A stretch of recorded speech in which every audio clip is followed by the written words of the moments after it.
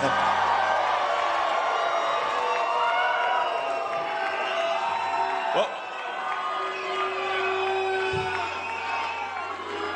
welcome.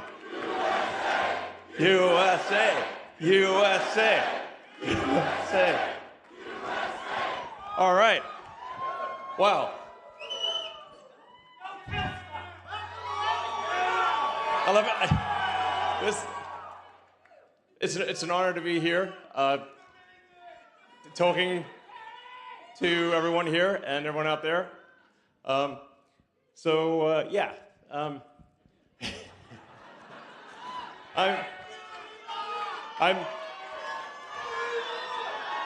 Before I what I want to emphasize before anything else is as the sign says, vote early and vote now. So you can actually I looked at the numbers as of yesterday. There's still 40,000 absentee ballots that have been mailed out just in the surrounding counties, just in the nearby area, that have not been handed in. So if you have any friends, family, or anyone you know who has an absentee ballot, just hound them relentlessly until they hand it in. Because if they don't hand it in, then the vote doesn't count. It's very straightforward. So, there's 40,000 absentee ballots that really need to be handed in just in this area. So please, talk to friends and family. Don't get a vote. The other thing is that anyone in Pennsylvania can go to the county office on Monday and Tuesday and request a ballot, and immediately there hand it in. So I think probably a lot of people are not aware that you can actually do this. You don't even need to mail it. It's kind of weird because it's like called an absentee ballot, but you're like right there. You're clearly not absent. Can I have an absentee ballot? But you're here. Yes. As strange as that sounds, you can literally go in, request an absentee ballot, and even though you're right there, you can hand it in. And you did this morning, great. And I think maybe some county offices are open on the weekend, but they're definitely open on Monday and Tuesday. And then to add another strange twist, they close on Wednesday. So they're like, now what? So you have until just Monday and Tuesday in Pennsylvania to go into the county office, request a ballot, and you can hand it in right there. It doesn't even need to go in the mail or anything.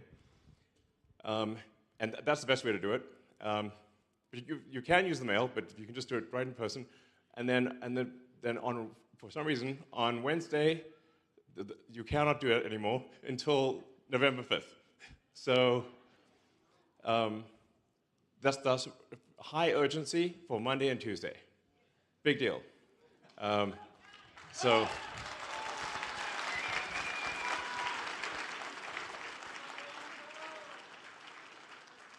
this is an election that I think, frankly, is a fork in the road of destiny.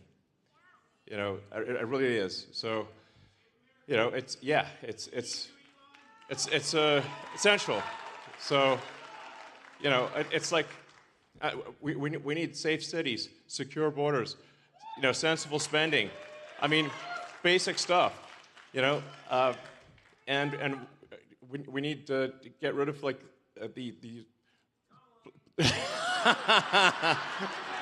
well, yeah, but I mean, it's like I always feel like it's bad to attack Kamala because he's just a puppet, but it's just, it's just a machine. It's just like this big government machine, and there's a puppet, and it's like no point in attacking the puppet. It's just, it's like I was like.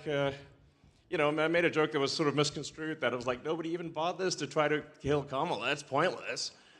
Why? Let's get another puppet.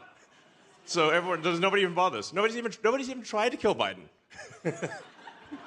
It's like, doesn't that seem odd? They're trying to kill Trump twice. Yeah, exactly. I mean, listen, if somebody's already dead, what's the point of trying to kill him? So, he's one foot and four toes in the grave. I mean, I saw Weekend at Bernie's, and honestly, the corpse had more life than Biden. Like, for sure, actually. So, who is even running the country? Like, who's in charge? It's confusing. Trump, sure, he will be, hopefully. But I just sort of wonder, like, clearly Biden is non compos mentis, so who is actually in charge? The machine. I think it's just like the big government machine, basically, is what's in charge. But it's bizarre, So, I mean, obviously with Trump, the great thing is that we have a real individual who is not beholden to anyone, and that's what scares the machine, and that's why the machine's trying to kill him. Yeah. So.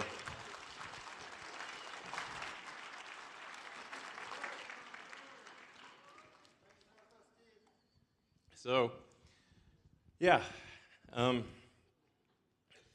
Wild times, man. Wild times. I mean, I've had quite a few friends call me and say, you should definitely improve your security. I'm like, that's probably a good idea. I'm like, they're definitely going to try to kill you. I'm like, yeah, that's a good chance. They might try to do that, yeah. So, yeah, exactly. If they shoot, they better not miss. So, I'll find out who was behind him, not just who the gunman was. But it is crazy to think that we have a presidential candidate that they've tried to kill twice in recent months, and they try to get him with lawfare 6 ways to Sunday to try to prevent people from actually voting in a democratic way. It's outrageous, really. What are they afraid of? Yeah, I think it's kind of the truth.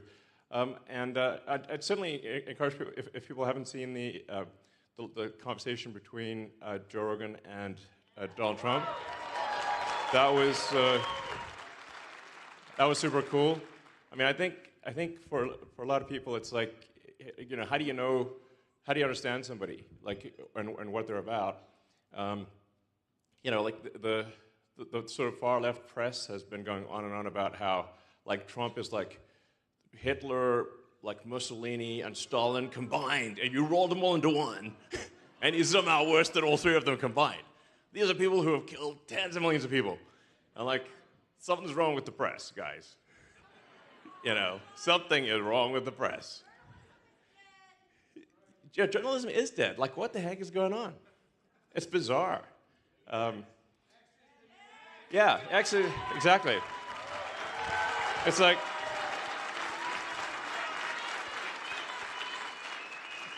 I mean, I do think like that old school journalism. I call it legacy media because it is kind of legacy media, because it is from a time when, in order to learn any news, you had to aggregate the news to some central publication, and then some editor would decide what people should hear, and then they'd print the newspaper with like a lot of paper, literally, and then distribute that paper, and that's how you learn things. But you obviously don't need that anymore. You've got the internet, so anyone can learn anything at any time. Yeah, that's why X is the future. It's citizen journalism, where you hear from the people, it's by the people, for the people. That's what it's all about.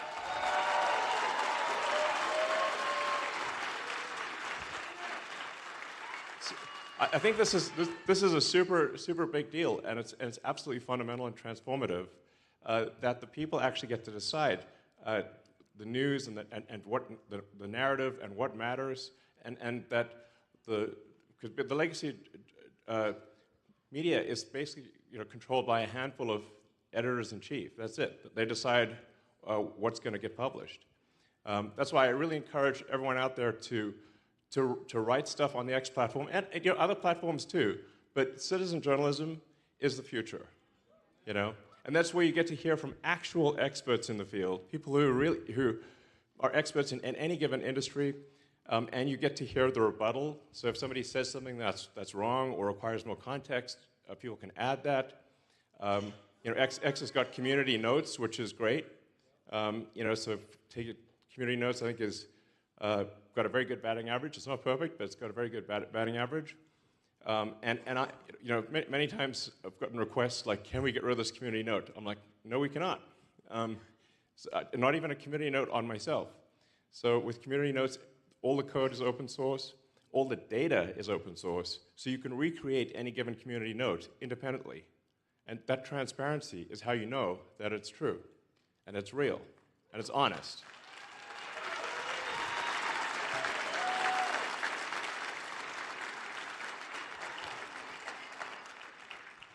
So that's yeah.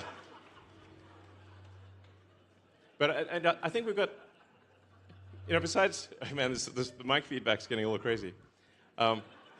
So maybe should I go further back or further forward? Well, there's an X on the floor. I'm guessing that's where I should stand. Okay. Yeah. All right. All right. Yeah. So. Yeah, the landing the rocket ship was pretty cool. That was an amazing thing. So,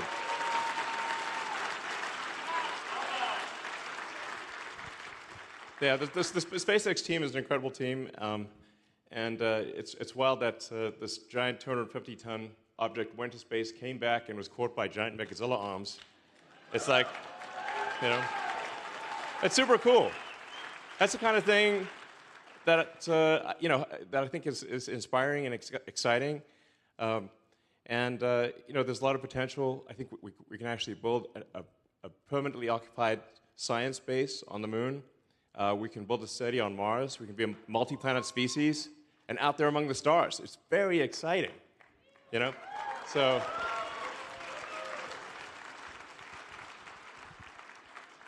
I'm wearing this jacket that was given to me by the Space Force. You know, it's got Star Trek Enterprise on it. You know, it's like Starfleet Academy. We want to make Starfleet Academy real, you know, and go out there and visit other star systems eventually and see if there are alien civilizations. Maybe there are alien civilizations that existed for millions of years, and we just find the ruins of many long dead alien civilizations. I don't know. Well, they might be. But it'd be very interesting to see, you know, because, you know, at least according to physics, the universe is 13.8 billion years old, and Earth is about 4.5 billion years old. So even if you just increment the time counter by 1 million years, you have to go 3 digits past decimal place to go, bloop, 1 million years. And the oldest writing that we've discovered in archaeology is only 5,500 years old. That's nothing. That's 1/millionth of Earth's existence. It was the first writing. And you really have to hand it to the ancient Sumerians, by the way.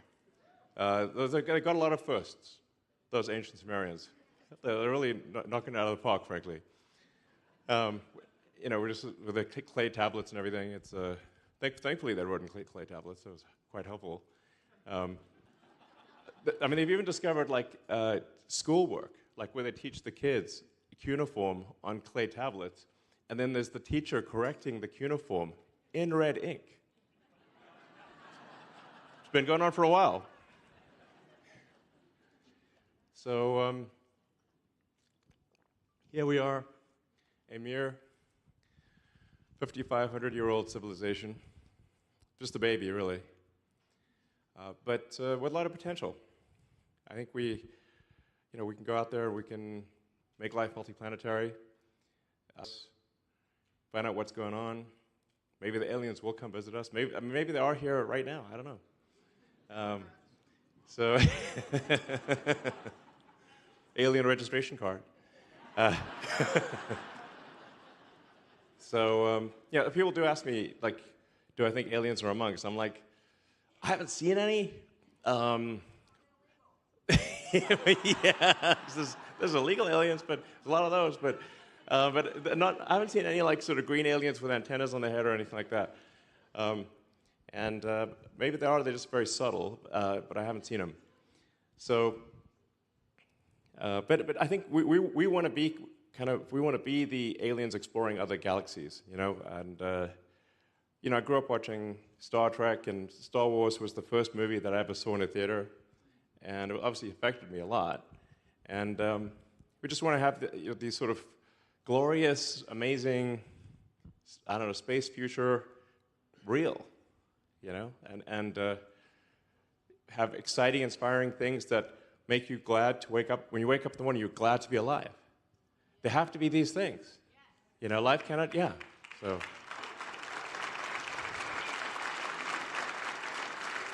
Yeah. So, yeah.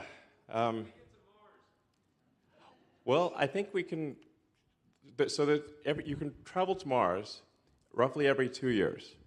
So every 26 months, the planets align, and you can travel from Earth to Mars. And we're actually at a planetary alignment moment right now, or in the next few months. And so in roughly 2 years, there will be another planetary alignment.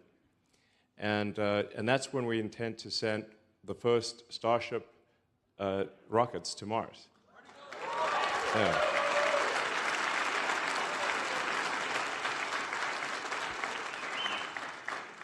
So I think we can probably send quite a few in 2 years. And then if those land successfully and we do not increment the crater count in Mars, crater count before and after equals the same, then we can send people in 4 years. Yeah, we will be illegal aliens on Mars, you know. I guess if there's any, you know, if there's any Martians, maybe they'll make Mars great again. Yeah, you know, Mars did have oceans a long time ago. It seems like, yeah, like when Mars was a lot hotter, it had a lot, what appears to be liquid oceans, and if you warmed Mars up, it would have an ocean on about 40% of the Earth's of Mars's surface. So Mars would be have an ocean, I think, almost like a mile deep on 40% of the surface if you just warmed it up. So there's a massive amount of frozen ice on Mars. So yeah, it is kind of make Mars great again, because you can warm it up and it can be an Earth-like planet. So I think this is actually very important for the long-term, the longevity of consciousness is to be a multi-planet species. It's actually very important. So because there's always some chance that something could happen on Earth that's either, you know, a man-made disaster or a natural disaster, like the meteor that killed the dinosaurs. I mean, there have been many mass extinction events in Earth's history, and there will be mass extinction events. Yeah, there is a de facto mass extinction event of humans, actually. The birth rate is plummeting. But the probable lifespan of civilization will be much greater if we are a multi-planet species than if we are a single-planet species. We don't want to be one of those lame one-planet civilizations, is what I'm saying. You know? So we want to be a multi-planet civilization, and you know, I'm not talking about like a lot of resources, but like, I don't know, 1% of our resources seems like a wise move to be a multi-planet species, and kind of just ultimately find out what's going on, like visit other star systems. And I think one day, Mars may actually play a role similar to the role that America has played in saving the world. You know, America saved the world 3 times last century. That's a big deal. World War I, II, and the Cold War. So,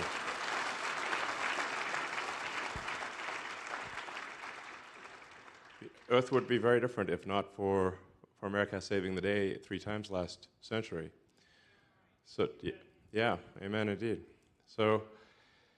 So I think in the future, Mars, you know, they used to call America the New World, and Mars would be the new World, but actually, you know, planet.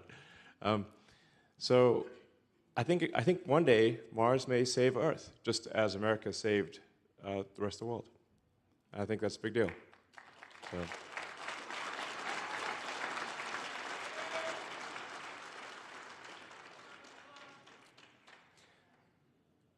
Yeah, as you can tell, I love space and rockets, in case that wasn't obvious. So, well, let's see. We can go right into questions and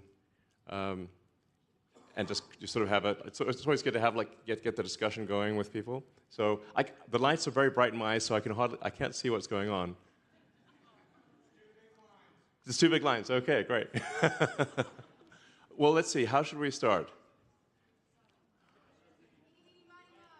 Okay, go ahead.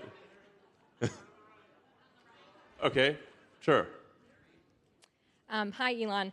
My name is Ashley, and I'm from Lancaster County. And I have a 7-year-old son named Daniel, and he made me promise that if I got to talk to you, I had to tell you that he thinks that the Cybertruck is the coolest thing that has ever been invented. So he owes me one now for telling you that. But my question centers around higher education. So I'm going to age myself a little bit, but 20 years ago, when I graduated high school, I made the decision not to go to college and just to enter in the workforce. And it worked really well for me, but I did get a lot of slack from people that thought that that was kind of crazy. And now I've seen, the attitude toward higher education kind of changing and that not being the only model that we have. So my question's sort of twofold here. So when it comes to my children, who will eventually be needing to make that decision, what decision or what advice would you give in comparison to a trade school, higher education, or just entering the workforce? And from an employer standpoint, in 10 to 15 years, what do you think employers are going to be looking for from this next generation that will be entering the workforce? Sure. Well, I do think that probably too often people do a university or college thing for 4 years, and it's unnecessary. And then they accrue a lot of debt. And it's hard to pay off the debt, and they often don't learn skills that are very useful. So it's not, I think we should really reconsider whether going to college actually makes sense. I think it doesn't always. So, what I think, and people also forget, what's the point of going to school in general? You're supposed to learn useful things. It's you improve your understanding of the world and learn skills that can help you contribute to your fellow human beings. But very often, a university does the opposite, in fact. It will propagandize kids and not teach them anything useful, and just saddle them with a lot of debt. So I think, what really matters is, are you doing something useful to help your fellow human beings? Are you contributing more than you take? And if you are, that's a great thing. So now we are headed into a pretty wild future here with artificial intelligence and robotics. I think, especially if you look, say, 10 years from now or more, that we're going to have the world is going to look very different. I think it's 80% likely to be good, the glass is 80% full, and most likely we'll probably have a situation which is universal high income, actually, not universal basic income, but universal high income, and there will be no shortage of goods and services. That is what I think is most likely to occur. And we need to make sure that this AI is and these robots are on the side of humanity, obviously. James Cameron made a couple movies about that. You got to watch what you program these robots to do. The example I've used a few times is, when Google Gemini came out, people asked, well, which one's worse, misgendering Caitlyn Jenner or global thermonuclear war? And it said, well, misgendering Caitlyn Jenner is worse. It's we've got a problem with this AI. and even Caitlyn Jenner said, yeah, you should definitely misgender me. That's crazy. We don't want to have an AI that concludes that the best way to avoid misgendering is to execute all humans, therefore reducing the probability of misgendering to 0 because there are no humans. like that's the kind of crazy stuff that could potentially happen that we want to avoid, which is why I think we want to have a maximum truth-seeking AI. It's got to be kind of based in a good way, and just be honest and truthful and forthright AI. That's the best path to safety for artificial intelligence. So.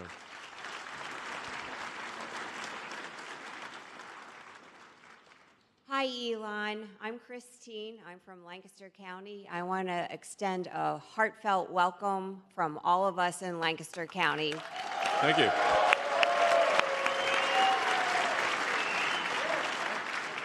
Thank you for all that you do. My question surrounds government and efficiency. What would be your plan to make government more efficient?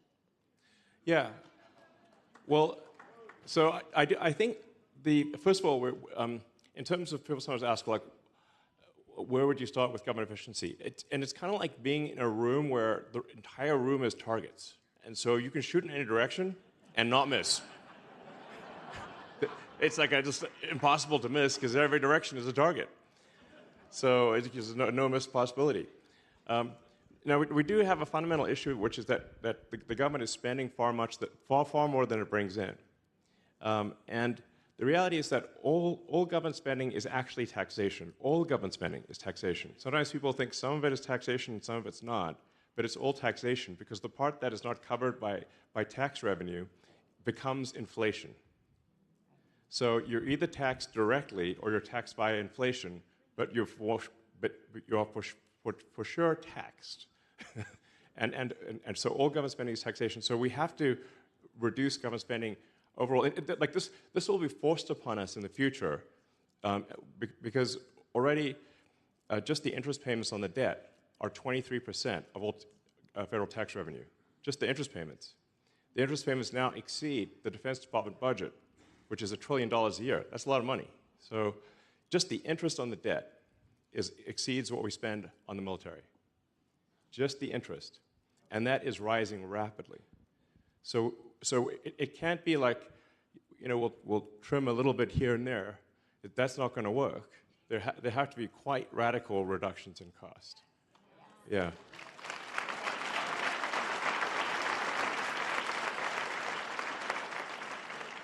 And I think we just need to be, if, please Lord, Trump wins, and the Department of Government Efficiency happens, we're going to be very open and transparent and be very clear about this is what we're doing. Here are the issues. This is the math for what's being spent, and what and we're going to make it. We're going to make the spending lower, and if somebody's got a better idea for how to make the spending lower, tell us. But if we don't, we're going to bankrupt the country, and so we got to do something, and it's got to be some pretty big moves. Drain the swamp. Yeah, I'd say drain the swamps. There's so many swamps. It's like there's so many swamps. Yeah. I mean, it's just nutty that there was a massive increase in IRS personnel, and instead of adding people to the Border Patrol, this is totally backwards. It's like you can continue to remain a federal employee, but you have to go guard the border. That's your new job. It's like why are we spending money and applying resources to oppress the American people while rolling out a red carpet for illegals? It doesn't make any sense.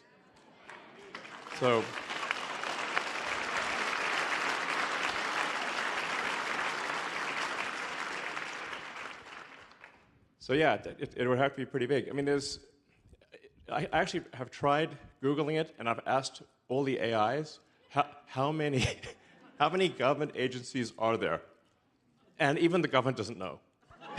Okay, and the AIs don't know. They're like, well, it's about 450, but maybe it's 420. I'm like, 420, no kidding. That's a lot of agencies, just at the federal level. I mean, if you sort of stand back and say, okay, just for a second, let's say we're starting the country again. How many agencies do we need? Do we need more than 99? Because that's 99 is a lot of agencies. Like that's still a lot. If you said like, how many people even know 99 agencies? I'd say practically no one knows the names of 99 agencies, let alone the 420 or whatever there are. Yeah. So we have to unwind the situation, and I think we're going to do it, and it's going to unleash a new era of prosperity, because people don't even realize how much they're getting held back by millions of federal regulations. Millions, literally.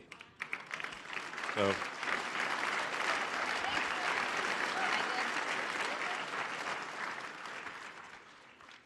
And if it turns out that we accidentally got rid of a good regulation, we'll just put it back. It's that easy.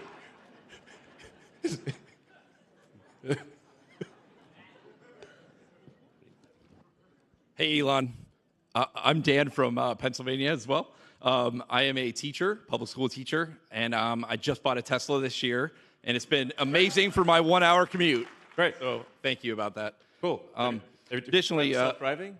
Yes. Oh my gosh. Pretty cool. It blows. Like when I go into the teacher parking lot, and I just tried the Summon today. Yeah. Like, yeah. Everybody's jaws hit the floor. Yeah. It's wild. Yeah. So, Republicans need to get out the vote, and as the mail-in balloting becomes more common, what can I tell my friends about the safety and security of mail-in ballots? Yeah. This election and future elections, and then real quick also. Sure. My daughter is 2. Her name is Isabella. She loves the planets and loves astronomy already. And I want to know what I can, as a teacher, do to help inspire her curiosity for the heavens, the stars. Sure. Well, let's see. With respect to voting integrity, I think probably the best thing to do is to hand it in person. But you can also mail it in, and you can check to see whether your ballot has been received. So it is possible to check online or in person to see if your ballot has been received. But I would encourage people to vote early, because what can happen is that November 5th comes around, and there's like, you got something critical at work, or there's like a family emergency, or there's some mysterious cybersecurity event that you never know might happen. So, anything can crop up on November 5th, whether it's personal or there could be some other issue. So it is best to vote early. Now, it is very encouraging to see the early vote numbers, because if you compare the early vote numbers this year to 2020, there's about I think the last numbers I saw, it's like a 200,000 to 300,000 voter difference from 2020. That's major. Because I think it was like an 80,000 vote threshold last time. So Biden won-ish by 80,000 votes. That was the number that was reported. But the interesting thing is that the delta for early votes is now 200, I think, maybe approaching 250 or even 300,000 better than 2020, which is far in excess of the margin of 2020. So Pennsylvania is trending in the right direction. It's very encouraging.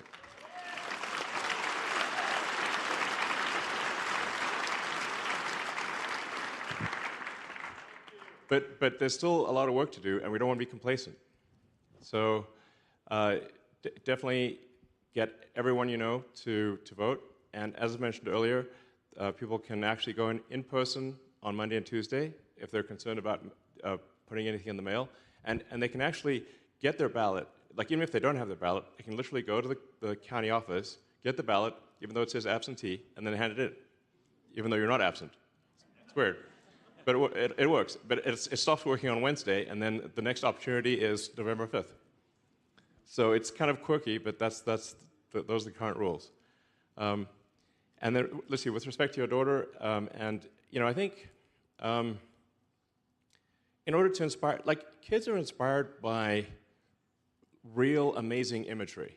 Like they see something amazing, they see a rocket taking off, a rocket landing, or robots walking around, or like cool things, like the stuff that you see in sci-fi movies. And when they see stuff like that, they're inspired automatically. They're inspired because there are real advancements in technology, and that's that's what inspires kids because it should. Like kids are like a great filter for what's awesome. Like you can tell, like if a little kid reacts like, "Wow, that's amazing," and that's real, So like kids love the Cybertruck, and they love rockets, and that's because they have no filter. They just say they immediately say what they think, So so it's great new rocket technology that allows us to, like I said, go there and have a permanent science station on the moon. Not just like it's great that we went to the moon 50 plus years ago, but we want to go to the moon and actually have a science base. Like we've got a science base in Antarctica. Well, we should have a science base on the moon, and we should be building a city on Mars. And I actually think it's the long-term future of civilization, I think, could be decided by whether or not we build a self-sustaining city on Mars. And if we do, that is a city that would have millions of people, and it would be like if anybody wants to go to Mars, they could. And that would be an incredibly exciting, inspiring thing to aspire to go to Mars. You're like, wow, let's make that real. Let's bring her to Mars. Yes, let's bring her to Mars. Yeah, if she thinks like, wow, one day I could go to Mars, and be one of the Martians, and that would be super awesome, I think. It's wild. It takes 6 months, actually, when you go from Earth to Mars. You're just traveling across this void of nothingness for hundreds of millions of miles until eventually you reach another planet. It's kind of incredible to think that that's even possible. And how amazing would that be? It'd be like, wow. I think that we want to have a future where life is multiplanetary, where we're advancing rocket technology, and like I said, where Star Trek Starfleet Academy is real. And that's what will inspire your daughter. Thank you. All right.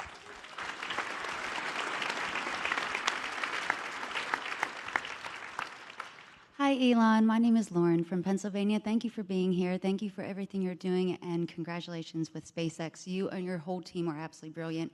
I have two specific questions for you, but I was curious because I looked all over on X today, and I didn't see anybody who won the $1 Million prize. Was yes. that given out today? Well, let's see. We are going to give it out tonight, in fact. So should we go ahead and do it? Yeah. Okay, let's do it. Good timing. All right. Judy Kimura.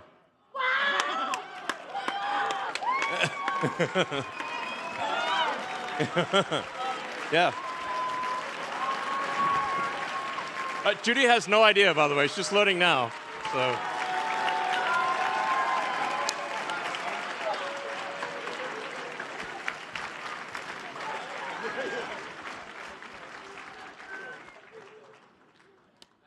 I think Judy's on her way here.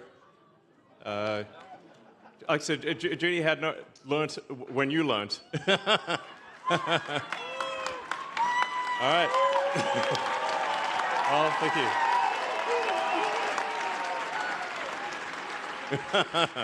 All right. Woo-hoo.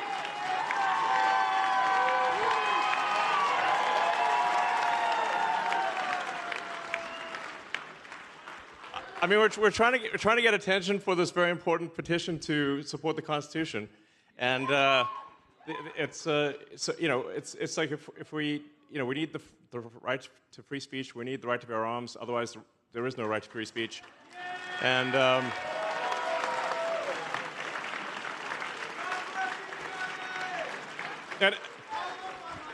it's it's people sort of wonder why what's up with the $1 million prizes. I'm like, well, we needed to get the legacy media to talk about it. and I just knew that they would be like complaining like hell about it. That like for sure complaining on every newspaper and every TV station are complaining like crazy. And I was like, great, that's going to get the word out. Most welcome. All right. Can you say hi to my son, Caden and Yes. Kaylee? Hi, Caden and Kaylee. Hi. All right.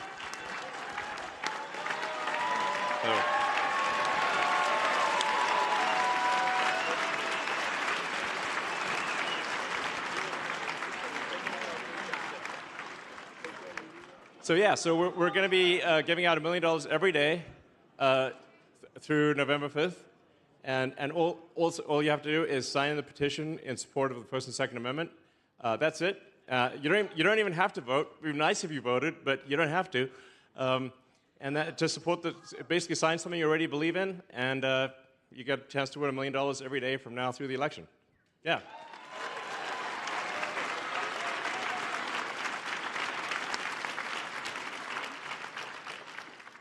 Congratulations, Judy. Let me know if you want to share. Two specific questions for you, Elon. One regarding your concern about the declining birth rate. Yeah, it's a big deal. It is. Besides us as women having more and more children, and since we're the only ones who can give birth, Yes. what would you... I mean, you do need a womb. Without it, to need a womb is necessary. Otherwise, you can't have kids currently.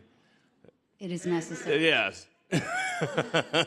What would be your solution? Would you be in favor of creating or supporting an IVF surrogacy program to increase the birth rates? And my second question is about what would you recommend toward the first steps on improving our American educational system?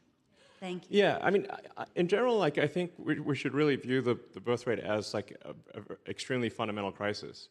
Like it's really shocking how low it is. The birth rate in America, in the United States, has been below replacement rate since I was born, roughly around 1971 or so. Since then, America has been below replacement rate. And pretty much every country, it seems as soon as they reach a certain level of prosperity, the birth rate drops below replacement. And then I started looking into, well, has this happened before in history? And in fact, it has. It's in basically every civilization in the past. It's maybe counterintuitive, but the more prosperous that a civilization becomes, the lower the birth rate. So it's because you think, well, with prosperity, you'd have more resources, then you'd have more kids. Actually, no. The historical fact is that the longer that a civilization has been prosperous, the worse its birth rate got. And this was an issue even in ancient Rome. Like in 50 BC, there's like actually we still have like the Roman laws that were written.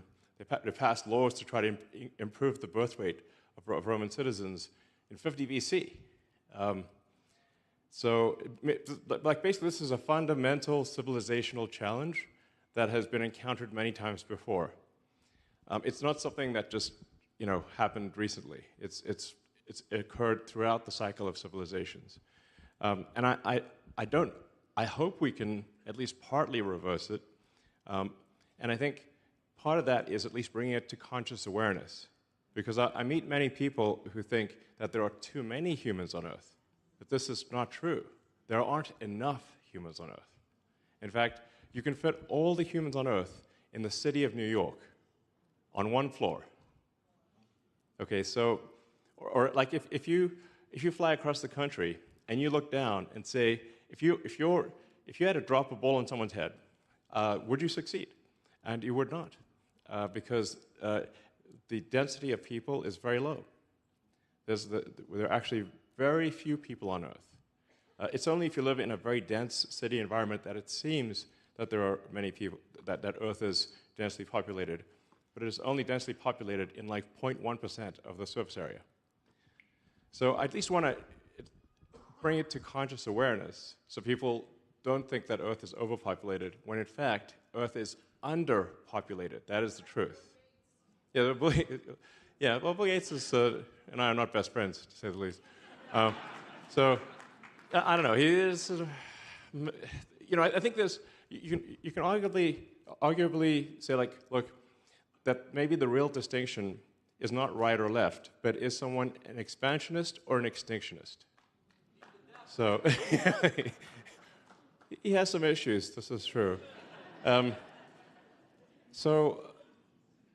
like if you say like any given civilization, it's not going to be exactly steady. So it's like so any given civilization is either going to be growing or declining, and so you have to say you can kind of divide any person's actions into are they expansionist or extinctionist.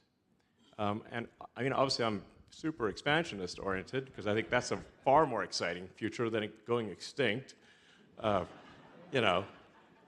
obvious when you say it like that. So it's just, but I still run into a lot of people who think Earth is overpopulated. So I'm like kind of hammering this point. We're not overpopulated, we're underpopulated. And, so I'm in favor of really, we need to have babies by whatever means, whether it's IVF, surrogacy, whatever the case may be. That can certainly help. But we just can't go extinct. Like with humans need to, I think humanity is great and we should get bigger. We want to expand. I think we should expand the scope and scale of consciousness so we can better understand the nature of the universe. I mean, that's the foundation of my philosophy. Make babies great again. Yeah, make babies great again. Yes. So, yeah. Hopefully that was helpful. So, yeah. Hi, I'm Mary Ressler, and I live in Lancaster, PA. I'm a teacher here. I've been following you because of your work with World Literacy, with X Prize, as I was a participant in Barbara Bush X Prize with an app development called Literacy Speedway. But my passion is turning because since COVID, every day in the trenches in the classroom, I see the effects of mental health on our students. Not only students, but I've seen 2 of my brothers commit suicide. What? I've seen my own daughter who wasn't able to get a bed in a facility and had to wait months. I have seen what's happened to American families because of the mental health crisis and the lack of resources. Our mental health system in America is broken. And so even though I have a passion for world literacy and always will, I also would like to ask you, because I know of your collaboration, your contacts with the election, with what the new administration can possibly do. What can you guys do to fix our broken mental health system in America? Sure. Well, I mean, I'd be curious to hear your thoughts and suggestions. I mean, my sort of observation is that we overprescribe medication, and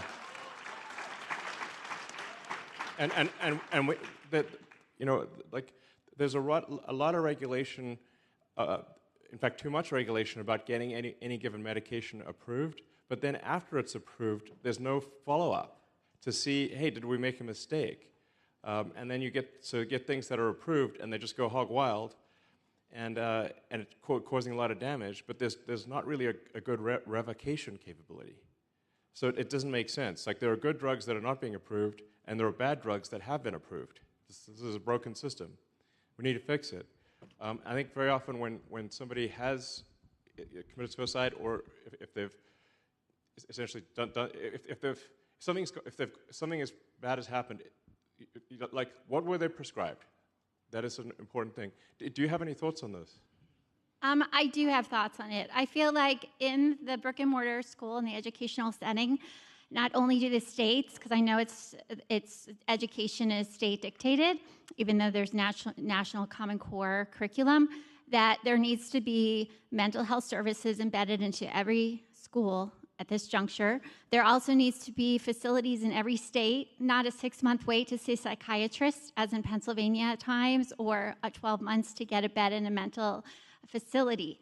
The asylums, unfortunately, weren't the fix years ago in America because they were horrible. But when they were taken away, authority went to the states, federal money was taken away, and now you have outpatient services, and there's a lack of prescribers, there's a lack of counselors, There's a need for more. And every day, our prison system right now is housing half almost, and I could give you the data they're not there because they're criminals. They're there because they have mental health issues, and it needs fixed. Okay. Are there any particular medications you think should be pulled from the market or added to the market? I believe that every child, when they're diagnosed with a mental health condition, should have, there is a test for it. There's some kind of tongue test that can dictate which medications will work and won't work for you. However, you have to ask as a parent for that test. And I can guarantee from my experience in this with parents working in the school district or just from friends and other associates, most people aren't even aware of it because it's not paid for insurance. And most Americans can't afford it. So when things aren't covered under your insurance, they're not given, like a doctor isn't going to prescribe that is done. So you have to have the self-awareness and knowledge to go and have that testing done. And most people, unfortunately, just don't know it even exists. Okay, all right. Well, I think this is definitely and it's something that we need to figure out better. There's clearly, I agree with you that there's a mental health issue, and I think we need to look at like what drugs actually work and what are the side effects, and some of them I think some of them are pretty sketch, frankly, that some of the drugs that are prescribed. Some of the stories I've heard about some of the psychiatric meds from people are pretty bad. Like it's like the reason they wanted, in some cases, the reason they wanted to commit suicide is when they took the drugs, not when they didn't take the drugs. You know. People do need to believe in something. Yeah, so, I think they're probably nature abhors a vacuum. So if there is, there's certainly a strong argument that the decline in religion has led to people seeking a new religion, essentially a secular religion. So that is, wokeism is essentially a secular religion, but it's believed very fervently.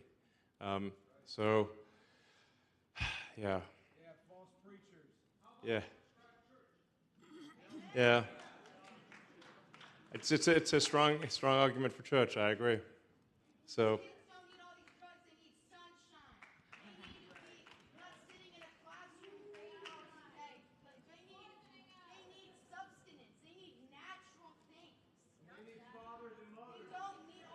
Well, that's true. All right. Well, let's see. So. Hi. Hi. Good evening. My name is Janelle. It's nice to meet you. Nice to meet you. I wanted to actually first thank you, and probably behalf on everyone here, to thank you for creating the PAC and the referral opportunity. I think everyone here is grateful. I saw it as a way to support 2 amendments that I actually care about and don't want to see go away. And secondly, I saw it as a way that if I could refer my friends, family, and everyone that I could go, I could earn some extra money. Yeah. My husband and I are actually self-funding our own fertility journey. I've got some unexplained infertility. And so that money is going to actually pay our bill next month. Right. And I've always wanted to become a mom, and I have a dream to be a mom, and I know one day it will happen. I'm drawn to your population concerns. I don't know if you've talked to President Trump, but I would love to know if you would consider PAC or advocating a grant for fertility to make Americans like myself be able to afford it and have a baby. Yeah. Well, I'm super pro baby, so yes. Yeah, absolutely. I'm super pro baby, so yes. Absolutely. Hey, Elon. My name is Furman Jones, and I just wanted to start out and say I really believe in you. Thank you. And I know everybody in here believes in you for one reason or another. And I'm super thankful to even get to ask you a question. But anyways, I also believe in the Constitution, and I also believe in the Bible. And that's what I'm going to ask you about. Sure. The Bible says that nobody's perfect, and there's no perfect form of government on this earth because greed is inevitable.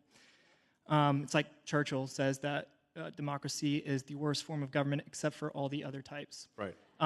But the one government that the Bible does say is perfect is the kingdom of God. And Isaiah 33:22 says, "The Lord is our judge, the Lord is our king, and the Lord is our lawmaker." Yeah. So I feel like so much of your worldview aligns with biblical principles, and we need Christians to vote and see that that communism is the greatest manifestation of evil and greed. And so, yeah, that's my question. How do we get Christians to vote? And if you have time, what keeps you from believing in the Bible or being more vocal about it? So, yeah, well, it is interesting that actually I was told that a surprisingly small percentage of evangelicals, of people that are really strong believers, it's quite a small percentage that votes. I thought, and I hope. Yeah, well, this is what I was told anyway. But I certainly hope more people, more Christians vote. That would be great. Please do. Yeah, I mean, I was brought up Christian and went to actually somewhat strangely went to Sunday school, and also I was sent to a Hebrew preschool. I'm not Jewish, but I don't know. It's just still, I think it was in the neighborhood or something, So I was like, Haba Nagila one day, Jesus is our Lord the next. And I was like, great. I certainly, I believe in the teachings of Christ. I believe, that he's I believe in the Christian principles. Love thy neighbor. I believe in turn the other cheek, which is very important to have forgiveness. Because if you don't have forgiveness, then you have an endless cycle of retribution. I used to think, why would you turn the other cheek? That's ridiculous. Just punch him.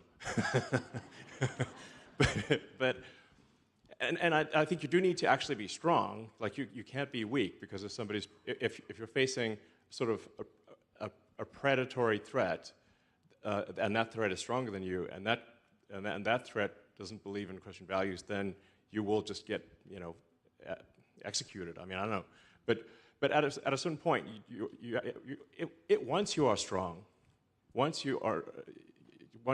you should forgive the transgressions of others. And this is obviously not something they believe in the Middle East, which is why there's this endless cycle of violence. So I really think that, we should love thy neighbor, and we should forgive, and we should be kind and gentle. So, yeah. I believe in what Jesus. I believe in what Jesus said. Yeah. So. Yeah. Hello, Elon Musk. My name is Grant Noggle. Hi, family. It's really, really good to meet you. My first question was, do you have an answer to life, the universe, and everything? Well, the classic answer is 42. Uh-huh. And 420 is just 10 42s. Interesting. But my real question... Yes. Sorry, my Go real ahead. question would be, what is the most useful, most powerful piece of advice you have ever received? The most useful piece of advice. Well, that's a tough one.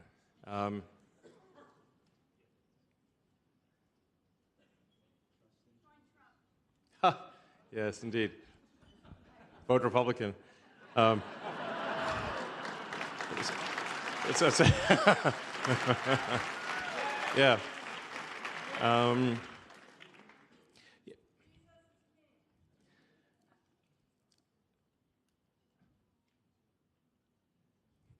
I mean, this is maybe going to sound like I believe in well, if you study physics, if you study, I just recommend studying physics. and the tools of physics, of the sort of the thinking tools, that it's not just a bunch of, what matters is not remembering a bunch of formulas. What matters is the thinking process that led to the discovery of those formulas. It's sort of critical thinking, first principles analysis, trying to understand what is true at a most fundamental level, and then reasoning up from there and testing your conclusions against the most fundamental truths in any given arena. This is how you can figure out whether something is more likely to be true or not.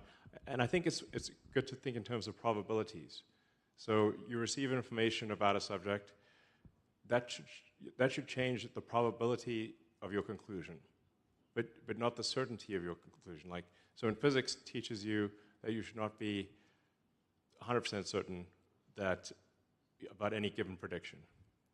Now, there's some things that are highly likely, but physics teaches you've got to assign a probability to something being true, and then as you learn more information, your original conclusion may be wrong, and then you should then change your mind based on the new information. I mean, you can think of intelligence kind of as just how good is I think probably the right metric for intelligence is the ability to predict the future. If you can predict the future well, then you're as intelligent as you can predict the future well. Because if somebody claims, well, this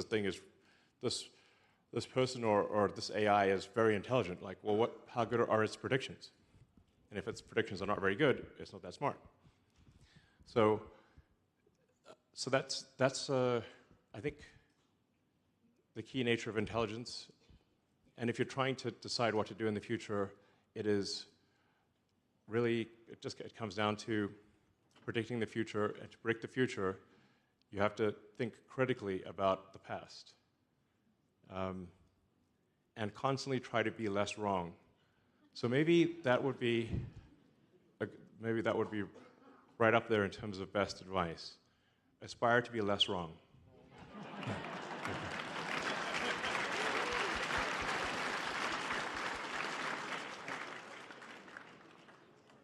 Hi, Elon. Yes. First off, thank you so much for having us here today. We always appreciate that we have somebody in your level of influence that can listen to regular people and kind of get our voices heard. And it's also not every day that a person gets to meet their hero and ask them a question. So my main question is, since COVID, the current administration has really put a struggle with small businesses. And especially here in PA, we've seen a large decline in both the foundation of small business and I've personally known several small businesses that have had to close due to increasing regulation, taxes, you name it. Exactly. The burden of excess regulation is very severe, and it crushes a lot of small companies, and it makes big companies operate much less efficiently. So how do you think that we as small business owners and non-small business owners can fight against this? And also, what can you do as a former small business owner that you can kind of fight for us? Well, I mean, to your point, I think a dramatic reduction in government spending and government overregulation, like I call it, sort of America is getting sort of strangulation by overregulation, will unleash a new era of prosperity. Just allow people to do useful and productive things, and don't make it a 2-year permitting nightmare, which it often is.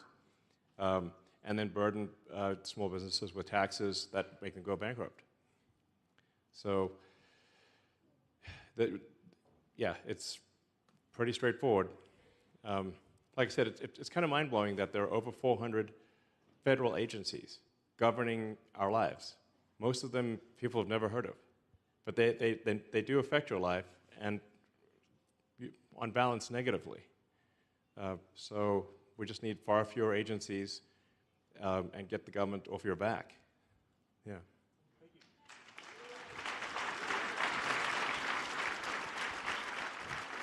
Hi, my name is Mark from Lancaster. Thank you for your time. I'm sure it's the most valuable thing you can give to any organization, so thank you. Time is the true currency. Thank you, sir. So my question is, my wife's a naturalized U.S. citizen. She's registered to vote. I banked my vote already. I was just wondering if you'd be willing to talk about, I mean, we did it the right way. We took years and money, and we got her naturalized the right way. If you'd be willing to talk about your experience at all with immigration, and also, other than a secure border, how you see fixing that system. Yeah, well, since your wife has gone through the process of becoming a citizen and getting a green card, you've seen how absurdly slow and arduous it is. So, I mean, I think that the general principle that makes sense is the same principle that you'd operate a professional sports team on or a company, which is like, who would you want on your team? And if somebody's going to be productive and honest and a net contributor, and they'd be a great addition to the team, welcome aboard. And it should be not a long process, because they'll produce more than they consume. They'll make everyone's lives better. And so we have this bizarre situation, which is like mind-blowing, that it is easier to get into this country as a murderer than as a Nobel laureate. Literally. That's not an exaggeration. Which is like, what? You know, it's like, I mean, it's like if you have the opportunity to say have like, you know, LeBron James or Steph Curry on your team, and you'd be like, yeah, that would make total sense. Our team's going to win. They'll make the whole team better, you know. So we want to actually, we need to have things be what they should, which is that legal immigration of honest, hardworking, talented people is quick and easy, and coming into the country illegally is hard. That's how it should be.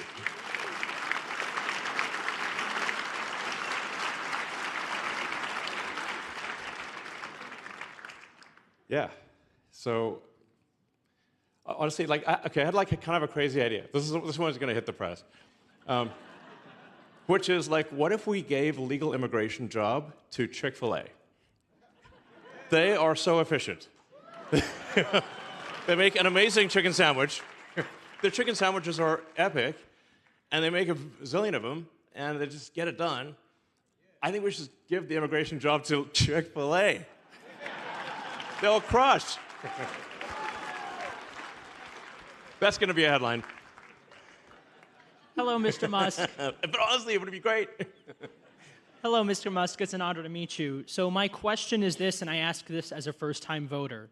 As we know, Trump did not and has not accepted the results of the 2020 election, one which has been called the most secure in the nation's history by the former president's own Department of Homeland Security. Similarly, I saw the violent disruption of the electoral vote count on the news during January 6th. And I ask this as a first-time voter who wants to discern the truth. Sure. What would you say to comfort the concerns of young voters like me who are worried that voting for a second Trump presidency will lead to Democratic backsliding? Well, I think that's a fair question, honestly. I think it is a fair question. I mean, the thing is that, yeah, like I want to frame this correctly, and obviously anything I say, the legacy media is going to take a soundbite out of what I say and misconstrue what I'm saying, which is something they've done with President Trump many times. It is very important, if you've heard something bad about President Trump, listen to his whole speech. That's actually very important. You know,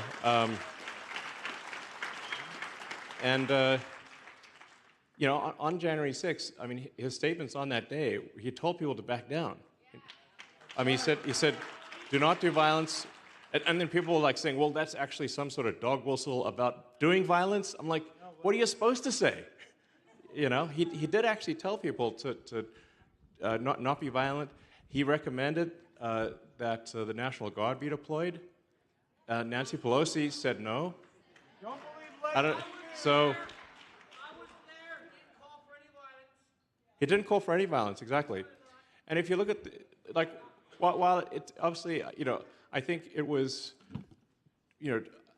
like the level of disruption was high, and I don't applaud any kind of damage to public property, of course. But it's, the media tries to characterize January 6th as some sort of violent insurrection, which is simply not the case. I mean, that is false.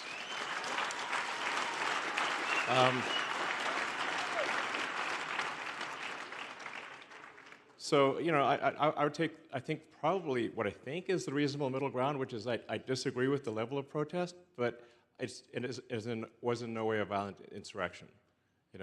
So that there's got to be a lot of guns for it to be a violent insurrection, and there were a lot of strange things in terms of voting irregularities that are hard to explain. So, it's yeah. I mean, there were things that are statistically unlikely. Let me put it that way. And so, it's not as though the January 6th protesters their protests had no merit. They had some merit. I disagree with the magnitude of what they did, but but it's not as though there were no issues. There were issues, and we have this weird situation in America where it is almost impossible to prove fraud, because if you've got no voter ID and mail-in ballots, how do you prove fraud? And it does seem more than a little odd that we don't have voter ID. And then you look at, say, states like California, which is supermajority Democrat, they passed a law banning voter ID in any election whatsoever. Now, how is that supporting democracy? That's not supporting democracy. I mean, that's insane. Almost every country on earth has voter ID requirements, but we don't. Why? And why do the same people that demanded vaccine IDs for you to do anything are the same ones who say no ID for voting? Something doesn't add up. It doesn't add up, So I actually think, I mean, my firm opinion is that those who say Trump is a threat to democracy are themselves the threat to democracy. Make some noise! Yeah! Woo! Woo! I'll tell you what, that was awesome. Conspiracy was theory, and now it's the truth. I mean, honestly, at this point, we're running out of conspiracy theories because there's so many of them have come true. Right. That we actually need. Can someone please come up with some new conspiracies? That the government's here to help. The government's. I mean, even the frogs might be real. The frog situation might be real. I don't know. Right. The conspiracy. For the government, we're here to help. You probably heard that. Right. Well, Elon, God bless you. It's very nice to meet you. God bless you too. My name's Andrew Mariski, Lancaster, PA native. Yeah. I'm a small business owner of a barber shop 10 minutes down the street. Great. Called Legacy Barbers. Love to cut your hair sometime if you will. Thank you. So I wanted to ask you a question and also encourage you with these few words. Augustine, who was a theologian and a philosopher, said, "You have made us for yourself, O Lord, and our heart is restless until it rests in you." And 2 Chronicles 7, verse 14 says, "If my people who are called by my name should humble themselves and pray and seek my face and turn from their wicked ways, then I will hear from heaven and I will forgive their sin and heal their land." So I want to encourage you with that, brother. Yeah. Those are great words. Great words. Amen. Amen. And Elon, I'll tell you what. been watching you now for a while, hearing the stuff you say. We need more men like you in this country that are not afraid to stand up to the media legacy. Yeah. They're not afraid to stand up against people who think we're toxic masculinity. We need more men. Yeah, you know, I've got a great counter-argument for toxic masculinity, which is, if masculinity is so toxic, how come the kids that are messed up don't have dads? Riddle me that. Riddle me that. And something that you said earlier, and amen to that. Yeah. And I'm actually going to be a dad February 3rd. Great. Congratulations. I'm having a baby. Whoa! Thank you, Lord. But the tweet that you had not too long ago, it said, and no one is even trying to assassinate Biden or Kamala. Yeah, because it's pointless. So nobody would bother assassinating a puppet. Right. Yeah. You know, when are people going to start seeing that our country is not, when they keep saying democracy, it's a constitutional republic? Would you please make sure, if you don't mind, to keep reminding people that we are a republic. We're free. We're free because of Christ Jesus, and we're free because of the men and women who died and shed blood for this country. That's absolutely, yes. Amen, brother. Yeah. Yeah. You're right. I mean, a lot of people died to make this country what it is today. A lot of people died.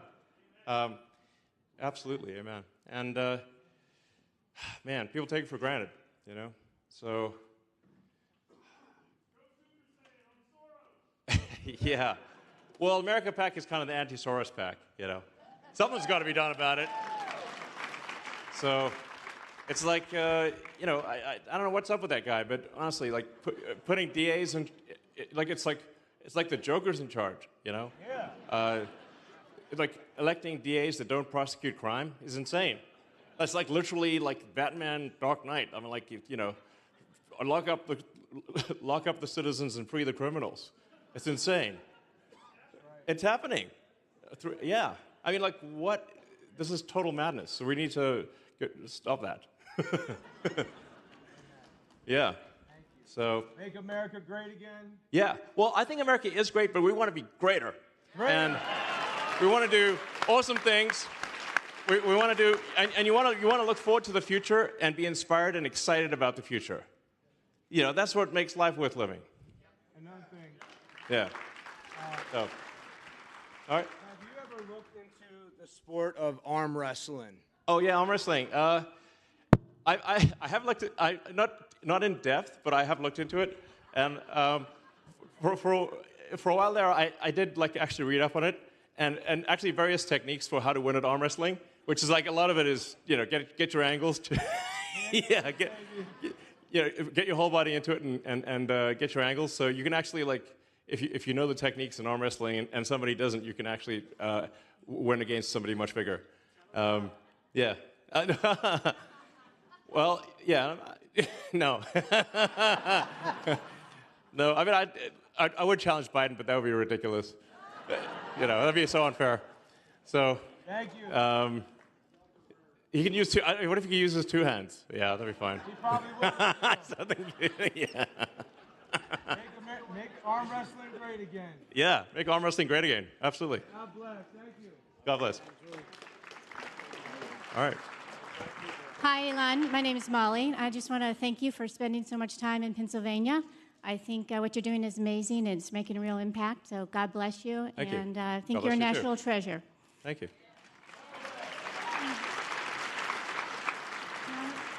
My main concern is with the national debt, and I know you talked a lot about reducing the spending side, but I was wondering what kind of Trump policies and industries you think will help grow the revenue side. And along those lines, do you have any plans to bring more Tesla manufacturing back to the U.S.?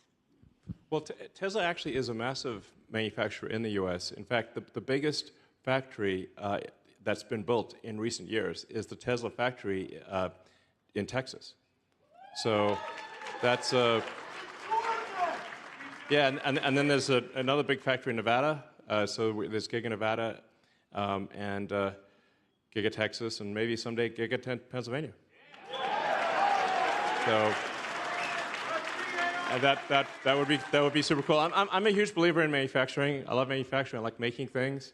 I've spent a lot of time in the factory, walking the floor. I lived in the factory for a while. Literally lived in the factory. It was kind of like Vegas, actually, because I didn't even see the outside. But the lights were always on. But we had some tough times at Tesla. It's really difficult to make any kind of manufacturing company work. Tesla's actually also the biggest manufacturing employer in California still. But the state is not super grateful. I'm big. So we do a ton of manufacturing in the U.S. And we keep investing and increasing our manufacturing activity in the U.S. And SpaceX also is a massive manufacturer. SpaceX is the biggest manufacturer of rockets and satellites in the world. That's all in the U.S. So SpaceX manufacturing is all in the U.S. And Tesla has massive amounts of manufacturing in the U.S., like giant factories. So I'm a big believer in manufacturing. I do think reform of the tax code would make sense because it's extremely complicated and there are too many loopholes. I'm often pitched on these loopholes. That's how I know they exist. And I'm like, that sounds pretty shady. I don't think we should do that. They're like, well, lots of other people are getting away with it. Well, like, yeah, but I still don't think we should do it. For what it's worth, I'm the largest individual taxpayer in history. So I paid $10 billion in tax, over $10 billion in tax. You're welcome. Like, I sort of thought maybe the IRS would send me like a little trophy or something. Yeah, like one of those, doesn't have to be expensive. It could be like, one of those like things you get for when kids win a karate competition. Like little plastic gold trophy or something like that, or a cookie or something, but I didn't get anything. It's like, and, but I was happy to pay the taxes. I don't mind, Yeah, it's a good week this week, yeah. Stock market's a wild sort of roller coaster. I think Warren Buffett's got a lot of good sayings, actually, but one of his sayings, I believe, is having a publicly traded company is like having someone stand outside your house and yell house prices all day, and it's still the same house. And you're like, why is this person yelling house prices at me all day long? And that's what it's like being in a publicly traded company. They just yell stock prices at you all day long. And it's like, well, it's actually still pretty much the same company as yesterday. It's kind of weird being in a publicly traded situation. But anyway, I think we should simplify the tax code, get rid of a lot of exceptions and loopholes, and make it easy to fill out taxes. It shouldn't be this extremely complicated thing. But overall, I think if we have less federal spending, then there's less taxation. And so we have to reduce federal spending. There's no way to make up for it other than reducing the federal spending. And as I mentioned earlier, a very important point that I think is important for people to understand is that all federal spending is taxation. Because what they don't receive, what the federal government doesn't receive in direct revenue, they make up for in inflation. They just print money. So all federal spending is taxation. Very important principle. Very few people seem to, even somebody's spend their life in economics, I'll mention to them, hey, all federal spending is taxation. They're first they'll argue with me, and then they will agree. It is. Because it is either direct tax revenue or it is inflation. All federal spending is taxation. So we must reduce federal spending or we will go bankrupt as a country. That's right. All right.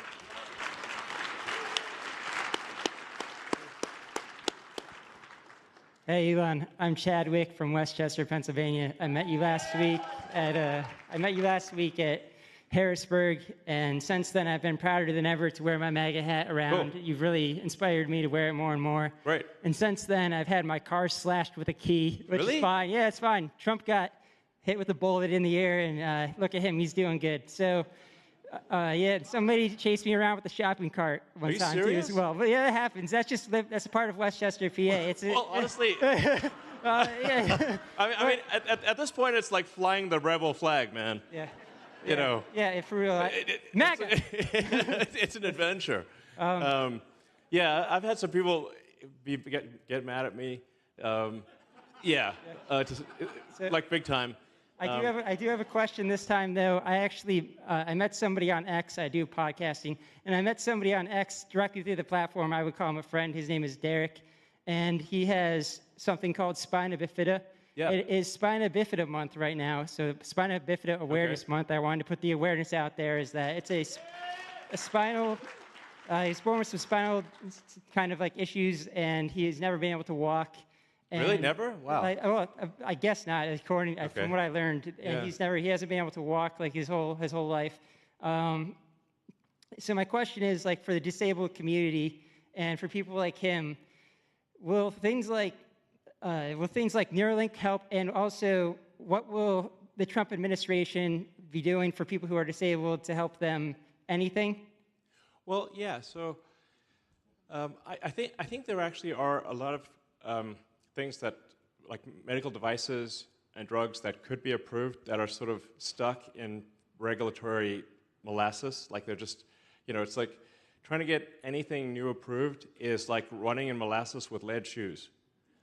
It's really slow. A good friend of mine was telling me how his mom was diagnosed with brain cancer, and the doctor said, like, well, that's pretty much game over, And then he talked to, but he's a very enterprising guy, so he didn't take that for an answer. And he asked every smart person he knew, is there anything that could help cure brain cancer? It turns out there's this drug called Wellirig that was in trials at Harvard, I believe, and it cured his mom's brain cancer. So, I'm like, well, like how many Wellierigs are there out there? Maybe there's a whole bunch of them. And devices and everything, and we should, like I said earlier, it's like we need to expedite approval of drugs, make sure people, that people are properly informed of the pros and the cons, and then there also needs to be some after-approval follow-up to say, like, was something approved that shouldn't have been approved, or whether there need to be additional warnings. It's pretty common. It's common sense, I think. But like when you're dealing with the government, like. Common sense doesn't make sense. Like, common sense just bounces off the government like water off a duck's back, I mean, it's like arguing with the DMV. It's impossible. They put that COVID vaccine in quick, though. They did put the COVID vaccine in quick. Yeah, that was weird. And they made everyone take it, which is messed up. So I don't think people should be forced to take vaccine unless that against their will.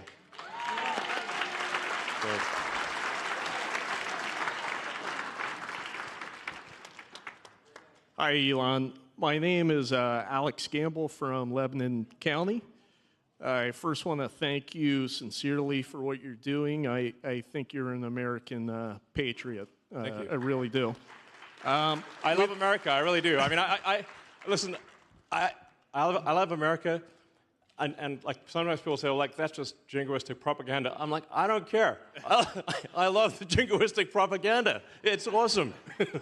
It's like God bless America. It's amazing.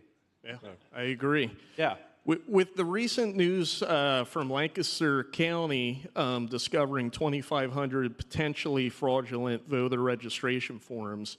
What's your opinion on mail-in ballots and if we should get rid of them in the future? Yes. I also want to... We should get rid of them in the future. I mean, like, mail-in ballots are a strange anomaly that got popularized during COVID. But really, like, you have an obvious recipe for fraud and an inability to prove fraud if you've got no ID, no voter ID, and you've got mail-in ballots. Right. Like you Right. can't even you can't even like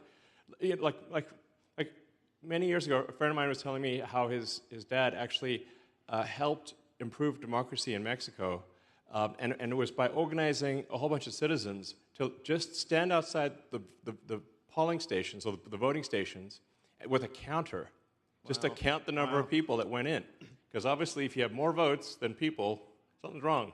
Yeah. And it turned out they had a lot more votes than people. They're like, oh, this is a little strange. So anyway, that actually helped fix the situation in Mexico big time. But if you've got mail-in ballots, you can't count. There's you don't even know what's going on. I also wanted to ask you a favor. My son is named Elon. Really? We Okay. named him after you. Wow, thanks. He's 3. You're an inspiration, and I was hoping to get an autograph from you to give to him when he's older. Well, just to further. I can't say no to that. I mean, from one Elon to another, you know. I was named after my American great-grandfather. I guess so. I'm like kind of the opposite of Obama. I'm from Africa, named after an American. So, but yeah, it was, John Elon Haldeman was my great-grandfather, and I was named after his middle name. So, I think he was like from Minnesota, I believe. So, yeah. Hey, Elon. Yeah. My name is Jennifer Lucas. As you can tell, I do not have a Pennsylvania accent. But I do live here. I'm voting legally, I promise. Sure, I believe you. I'm from southern West Virginia. Okay. And honestly, I've had a lot of questions on my mind, from education to drug epidemic. It's hit really hard. But one thing that I would really like to ask you about right now is lobbyists. If I buy a vote, I go to jail. They buy votes on the floor, on the voting floor in D.C., and that's okay. Right. That is affecting our voice as American citizens. So what can we do to ban lobbyists in D.C. so we can take our power back?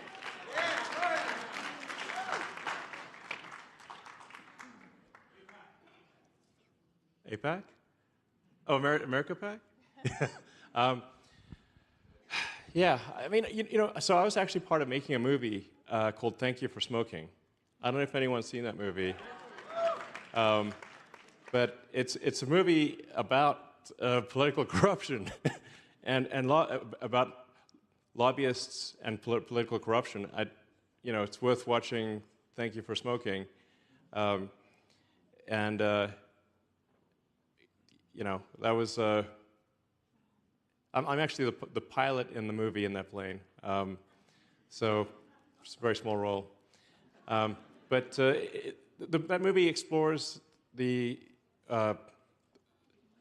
corruption that exists in D.C. due to all the lobbying that takes place, and the legislation is primarily written by lobbyists. In fact, and then Congress basically rubber stamps what lobbyists write. I think we probably do need to take a look at what rules make sense, because obviously the point of the elected legislators is to legislate in the interest of the people. Right. And so if there's legislation happening, which is often the case, that is not in the interest of the people, something's wrong. And you do get these like regulatory capture situations where the companies in an industry end up controlling the regulators and preventing new entrants from coming into a market, making it difficult for new companies to come in. Anyway, I wanted to make that movie for a reason, which is to highlight that there is a lot of corruption in D.C. and would like to have less of it, at least. And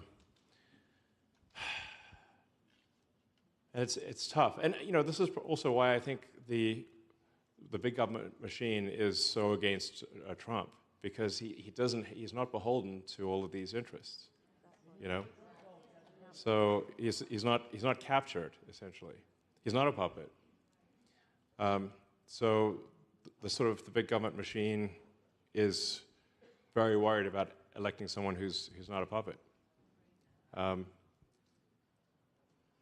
So yeah, I mean, I certainly advocate for better rules that limit the power of companies to lobby in D.C.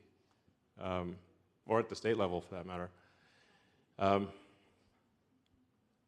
Yeah, I mean, like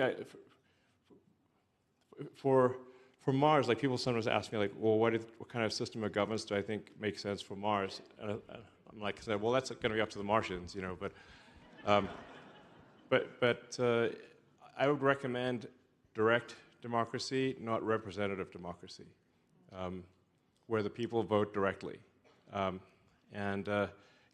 the past, before you had like the internet and electronics, you had to have representative democracy because you had to, just like with the legacy media, you had to collect people's opinion by mail or literally by voice or by letters, written with a quill on, and a scroll type of thing, like slow. So you had to have representative democracy. You couldn't have direct democracy. But my recommendation for Mars would be that the people vote directly for anything, and that any given piece of legislation must be short enough to understand. So, like, if it's, not more than 1,000 words, maybe 300, the longer the legislation is, the worse it gets. And we've got legislation that's longer than Lord of the Rings. And, like, nobody's read it, And really quick, I just wanted to say thank you for everything that you're doing. I see you, and I see your heart, and I know that you love humanity, not just America. I do. Everything that you do, it shows you care for everyone deeply. Thank you for that. Thank you. I have a lot of ideas, and if you want to hear them sometime, we can sit down for dinner. Thank you. All right. Yeah. Hello, Elon. My name is Stephen Marchessault. I live in Lancaster County. It's nice to meet you. You once said in a job interview that when asked what is your biggest weakness, you said honesty, which I find really interesting. And the guy said, well, that's not a weakness. And what I find fascinating is the way you stand up to anybody and speak your mind. And my question is, there's a cost to telling the truth. There's a cost to being honest. Yes. And you're not afraid to pay that Well, price. hopefully it's not, like, fatal, Yeah, and I think that I'm wondering, like, where that came from in your life, because you're an amazing inspiration with everything. Yeah, I can totally tell you. So, like, first of all, like, I think I aspire to be honest, but I'm also sometimes wrong. So obviously, can be right all the time. And I do believe in like, one should stand to be corrected, and. The reason I believe in sort of, I'm trying to understand the universe. I'm trying to understand reality. We're trying to understand, like, what's the meaning of life? Like, what are we here for? Like, what's going on? If you don't aspire to truth, if you're not, like, rigorous about truth and honesty, then you're obviously going to live in a deluded world. You won't understand the nature of reality. You won't understand. So I'm just curious, and I want to understand the nature of reality. So, and that's requires rigorous adherence to the truth. If I could also add, thank you. What I find fascinating too is, like, for you to stand up and speak the truth about what you feel about Trump. There's so many celebrities that the other side has, and yeah, that's weird that there's so many celebrities. I'm like, what are they? What's up with that? Yeah, exactly. You're the only guy with a serious amount of influence that's able to really stand up for Trump, and I really think that, I know people that are, like, on the fence that are going to Trump because of you. So I think, great, you are making a massive difference in this election, like, you single-handedly, and that's an amazing legacy amongst all the other things that you do. So thank you.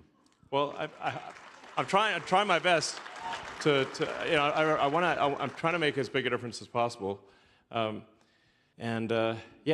I mean, I do think like we're at a, like I said, a fork in the road of destiny, where you know, like it's not clear to me that there will be elections after this if Trump is not elected. You know, so there's basically, in my opinion, there's massive voter importation to swing states that is happening right now. If you look at the actual numbers, as reported by the Democrat administration, there are triple-digit increases in the number of illegals in each swing state. It's 240% was the number I saw in Pennsylvania in 3 years. And like that's, you know, if the margin of victory is like, was 80,000 votes last time, well, what happens if you bring in like 300,000 illegals who are beholden to the Democrat machine and get a whole bunch of handouts? And even though they may socially not be in agreement with the Democrats, their first order priority is bringing friends and family into the country, which will be supported by the Democrats, but not by the Republicans. So it's voter importation is what's going on. And it doesn't take much to have the swing states be a permanent deep blue. That's what happened in California.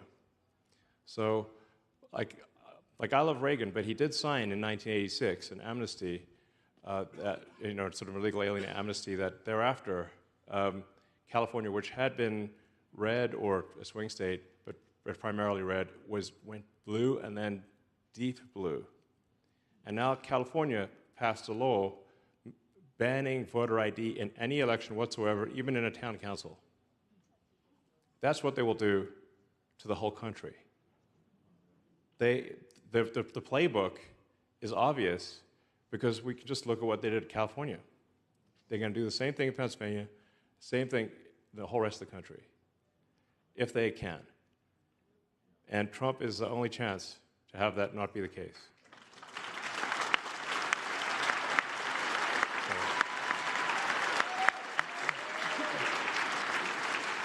And I'll tell you, it's even it's because people are like, I think it's going to be worse in California because the one thing that keeps California from being even more crazy than it currently is that people can move to other states and still be in America. But what if you can't move to any other states? It's going to be way worse in California. So it's profound. What's your favorite baseball team? Yankees. Well, sorry, okay, listen. I like the name, okay? It's a great name.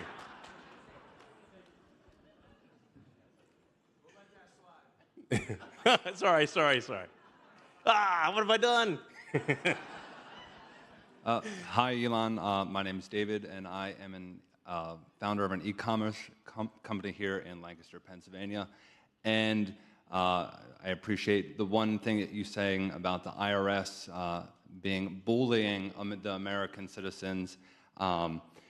Instead of enforcing our border, we're doing that. And I found one problem being a business owner is I have been the subject of recent harassment by the IRS, and I find that being a huge discouragement to entrepreneurship, which is the American backbone. Sure. And I wanted to know what would be one of the number one things you would recommend to the Trump administration about encouraging entrepreneurship and getting young people especially encouraged into starting small businesses to keep our economy flourishing and to keep creating wonderful things like you have done. Yeah. Well, I mean, it's really, I think, you know, if we can just get the government off people's backs, then you can get a tremendous amount done. And, you know, it's like just we're over-regulating 6 ways to Sunday, as you've experienced yourself.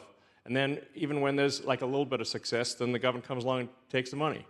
So it's crazy, you know. So just if the founders of the country could see like where we are now, it'd blow their mind.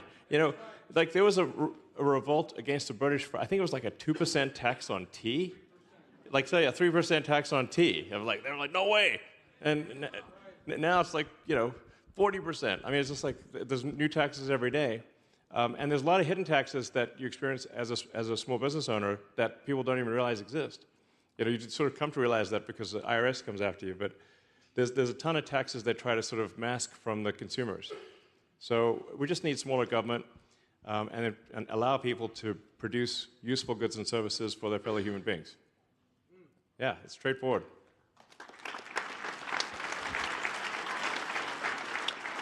Hi, Elon. My name is Will King. It's nice to meet you. Welcome to Lancaster. Thank you. I'm a young mechanical engineer. I'm excited to work on new problems. One of my dreams would be to work for one of your companies, so we'll see where that goes. But the question I have is, what are your thoughts on tariffs, and how do you see tariffs impacting consumer spending or increasing inflation? And what problems need to be solved for U.S. production to reach a scale and efficiency that would match current outsourced production? Like, obviously, it's not a first principles problem. We can do it, but what needs to happen in order for that to? Well, what are your thoughts on the subject? So I think what you were touching on before, a lot of government regulation and taxes. Well, taxes, I don't know where we need to go with that. But I think I love your philosophy of surges in employment and going hardcore. I was reading your autobiography biography the other biography, day. yeah. To be clear, it's a pretty good biography, but it's not actually what I would have written. Right. But what really stood out to me, I was reading about how you wanted to move the servers from Twitter up to, is it in Oregon? And actually there were 3 data centers, but only 2 were needed. Right. I was being told it would take like 9 months to. Right, and you showed up with your guys, and you were like, "Hey, let's just do this overnight, like Christmas." So I think Christmas Eve, cutting down some of those regulations and all this crazy stuff that extends the timeline for a bunch of stuff would really help, and that work ethic. I agree with your 80-hour work week principle and the hardcore. It's not for everyone. It's not for everyone, but I think the principle is really cool, and I think we should bring that culture and that mindset down to the 40-hour work week or the 50. I do 50, but work-life balance potentially. But I love where you're taking your companies, and it's really cool to see. Well, thanks. Thank you. Yeah, go ahead. Hello, Elon. Nice to see you here tonight. So recently, I was reading an article on Medium where an Italian researcher named Andrea Rossi was able to demonstrate a new technology that he invented that was able to extend the range of an electric vehicle. It was technically like a quadricycle, so a very low-power electric vehicle by 4 times. And after the full test, it had actually increased the battery life of the electric vehicle. And obviously, it's only been demonstrated once. We don't know if this technology could be replicated. But if it was able to be replicated, would you be interested in implementing this kind of technology into your Tesla vehicles and even possibly the Starship? Well, I wish such a thing were real, but I do not think that such a thing is real. That there is, every industry has a certain amount of BS, but the battery industry, I think, is a candidate for industry with the most amount of BS. So it's just, electrochemistry is very difficult. In fact, one of the ways that I will test the intelligence of an AI system is ask it battery electrochemistry questions and rocket questions, and usually comes back with terrible answers. So it's extremely difficult to increase the range, but the range is already sufficient to fully electrify everything on Earth. So Teslas have over 300 miles of range, and some of them have like 400 miles of range. We could actually make it go further. It's just that's like an unnecessary amount of battery for most people, because the amount of range that you need in a battery is about the same amount of range that your bladder has, essentially. So if you start a trip at, say, 9 a.m., around noon, you want to probably hit the restroom, take a break, have a bite to eat. So you drive for 3 hours, maybe 4 hours, and then charge the car. As long as the car is charged by the time you come back from the bathroom and had lunch or whatever, then long-distance trips are no problem. So we're already there at this point. So, yeah, but there is no magical breakthrough. Would you also be willing, if other technologies are discovered over the next few years into the near future, would you also be willing to, that theoretically could revolutionize electrical vehicles, space travel, exotic propulsion, exotic energy generation techniques? Are you interested in researching those and potentially funding them and contributing to this kind of research? I do think there is a lot of technology out there that is not really mainstream, that it has potential. Although it's in a very infantile stage, I think there is potential. I mean, not only, both Tesla and SpaceX are desperately interested in anything that works. We're not like barring the door. We're like, please, if you got something that works, tell us about it. Unfortunately, it's rarely the case that it actually works, is the issue. For a while there, Tesla, I guess we maybe still do, like we'd rate any given, proposed new technology out of 10, where 10 is incredible, and, 1 is total nonsense, and really nothing got above a 4. So it's just very difficult to do. But and I would encourage anyone to say, prove me wrong, please do that. I would like to be proven wrong. That would be awesome. Tweet on X. Yeah, but just compete with Tesla. That sounds like a great. If there's some technology that has much greater range, I would strongly recommend they just kick our ass. Yeah. Elon, do you believe that Jesus, the Christ, is a real person who was crucified and died and is risen, and that God is Jesus?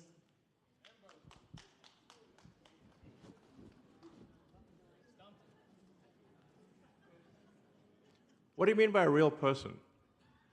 That he was alive back 2,000 years ago, and he was the guy who was crucified. Yeah. Okay, cool. Yeah, no, I think I do think that's true. Yeah. Okay. Yeah. Yeah. I mean, you get into like these, theocratical debates of the Trinity, but I thought, but yeah, I think it's real. So. Hi, Elon. That feels very weird to say, but hi.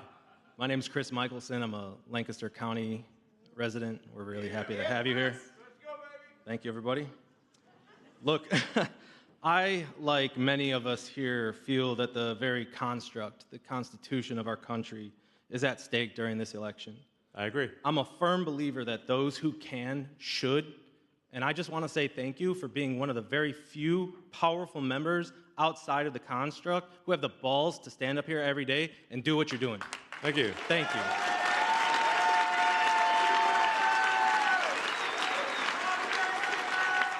Thanks. All right.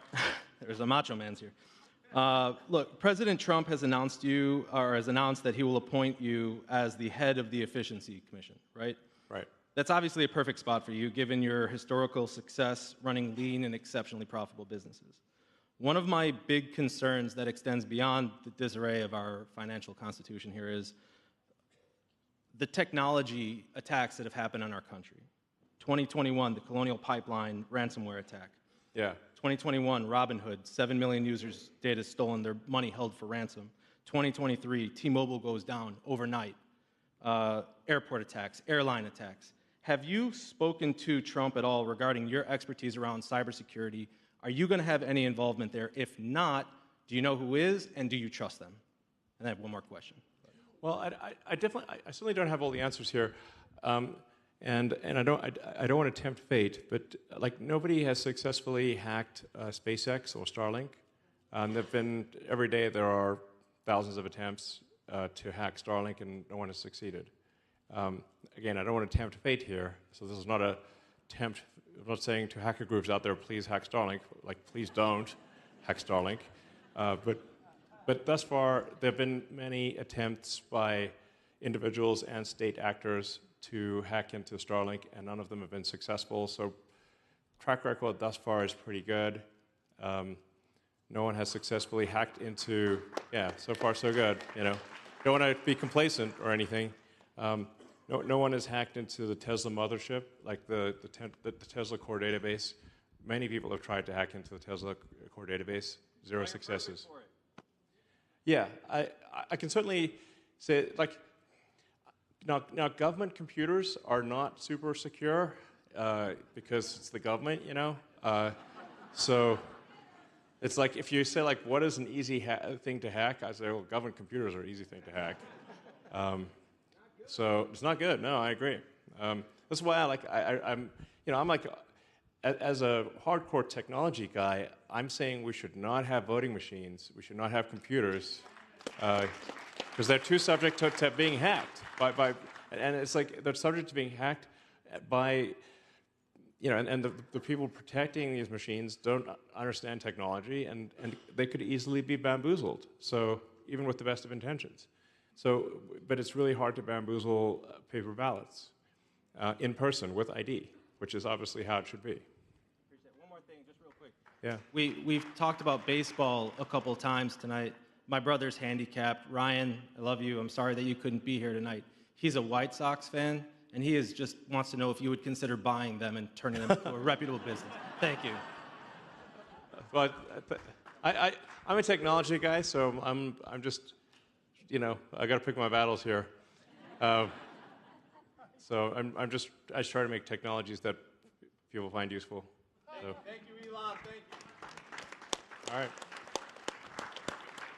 Hi, Elon. My name is Vladimir. I'm an entrepreneur from Reading, Pennsylvania. I came all the way here to see you because I'm not sure if you're going to make it to Reading, Pennsylvania. I couldn't wait. Thank you so much for your contributions to the world. Thank you for Tesla, Neuralink, SpaceX, X. Everything that you're doing is incredible. And thank you for stepping up with your leadership to once again try to take our country back. Thank you. It's kind of your say. My question to you is regarding artificial intelligence, probably our greatest invention, hopefully not our last invention. Yeah. You were really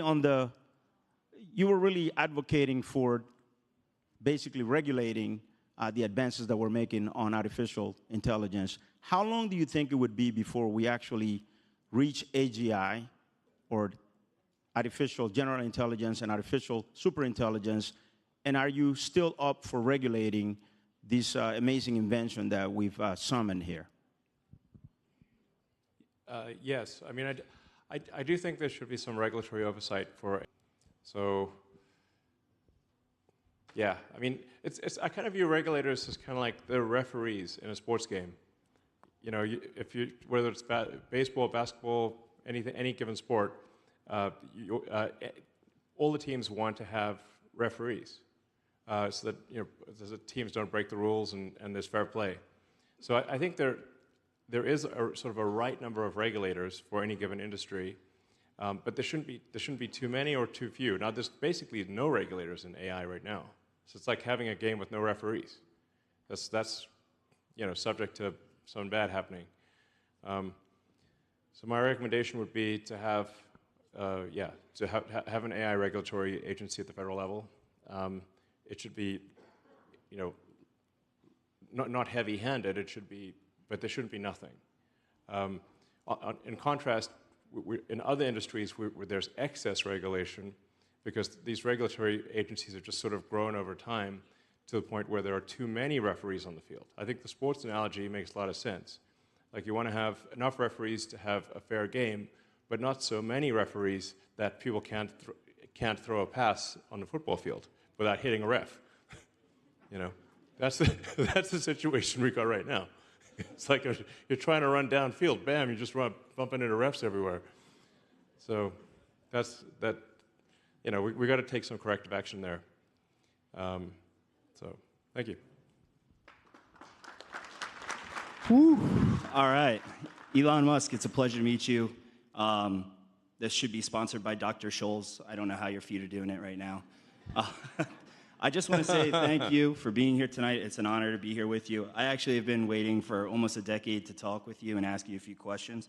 All right. First one, I want to just break right into business. A friend of mine is building the world's brightest light in the world, powered completely by renewable and Tesla solar panels, and we want to know if you'll turn it on for us. It's been cleared, it's in Texas, the FAA approved it. Will you turn it on for us? Potentially. Possibly. Okay. When you say brightest light, like what do you mean? Brighter than the Luxor. It'll hit Okay. the International Space Station and you can illuminate it at night. Okay. Yes. Yeah. It can So- light up the whole Grand Canyon as well. That's what the engineers say. Okay, that's a hell of a light. Okay. It is. Sure. Tesla solar panels too, so. Okay, great. That sounds good. Secondly, we've heard a lot of prayers tonight. I just want to say a quick prayer for you and ask everybody to join me and just put your hands up and let's pray that God protects this man here. He's risking his life, his family, and his future for people here in a country who he believes in. And we believe in you, Elon, and thank you. Thank you for everything you're doing. And we ask God that he protects you and keeps you safe in your journey in protecting us and our country. Thank you.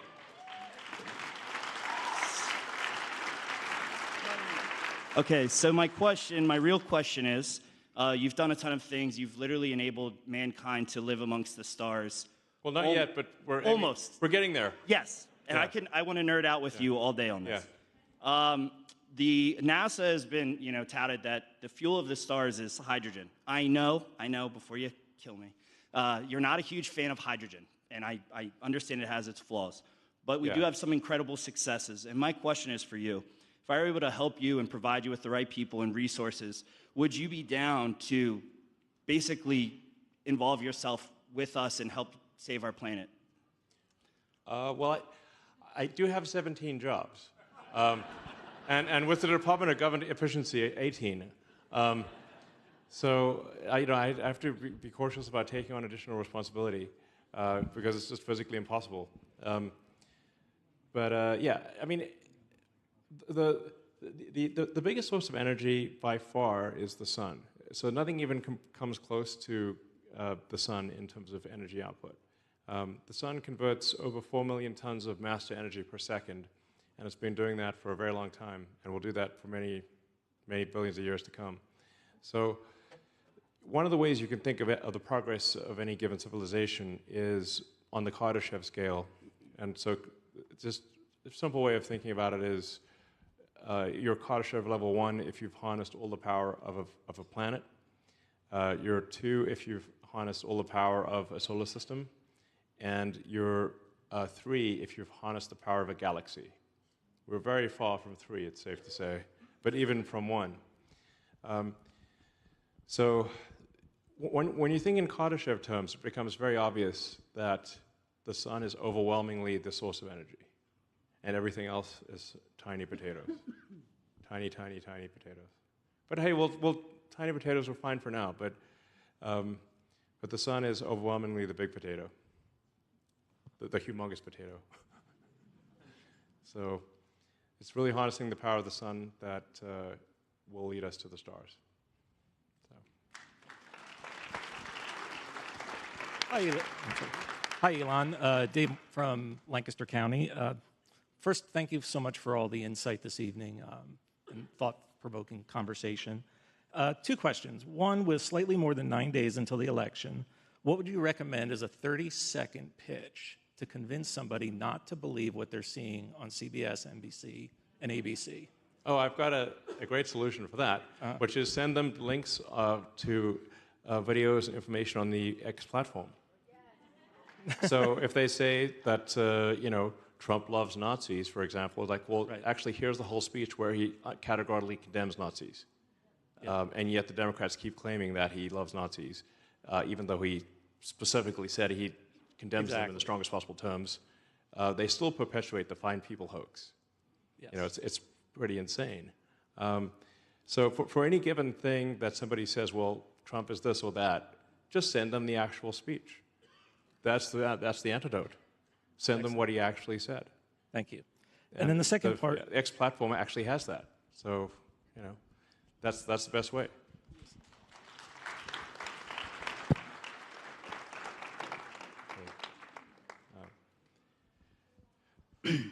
Hey, Elon. John Scott, your old classmate from UPenn, says hi. Okay, cool.